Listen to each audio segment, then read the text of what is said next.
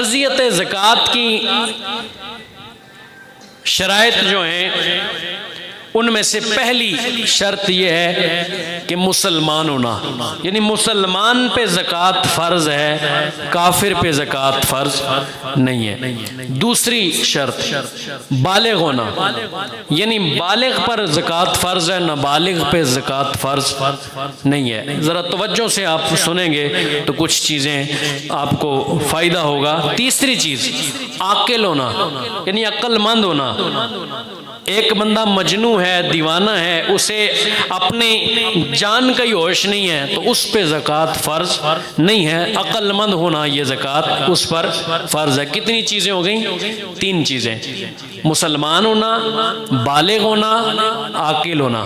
چوتھی چیز ہے آزاد ہونا، یعنی غلام پر آج کل تو وہ چیزیں نہیں ہیں، غلام ہو یا لونڈی ہو اس پہ زکوٰۃ فرض نہیں ہے، آزاد پر زکوٰۃ فرض ہے۔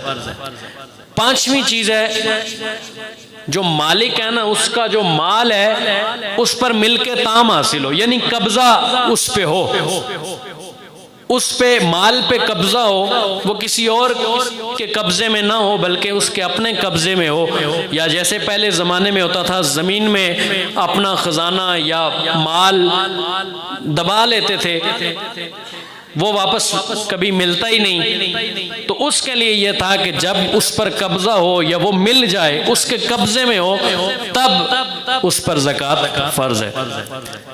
اور 6ٹھی چیز ہے حوائج اصلیہ، یعنی بنیادی جو ضروریات ہیں نا ان سے زائد ہو، بنیادی ضروریات سے زائد ہو، قرض سے فارغ ہو، یعنی کسی بندے کے پاس مثال کے طور پر 1000 روپے ہے اور اس پر 1000 روپے قرض بھی ہے تو اس پہ زکوٰۃ فرض نہیں ہوگی۔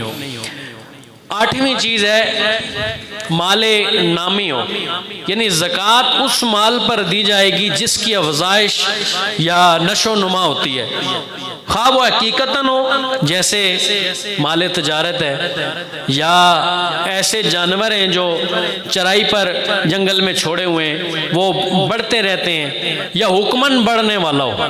دوسری ایک مال تجارت یا پھر حکماً بڑھنے والا جیسے سونا چاندی ہے، اس کی قیمت دن رات بڑھتی رہتی ہے، تو سونا چاندی پر بھی کیا ہے زکوٰۃ فرض ہے، اس کا ایک نصاب ہے وہ میں بیان کرتا ہوں۔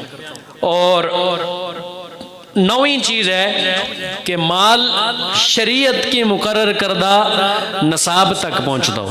10ویں چیز ہے کہ صاحب نصاب بھی ہے، مال بھی ہے، اس پر 1 سال کا عرصہ گزر جانا، اس شخص پر پھر زکوٰۃ فرض ہوگی۔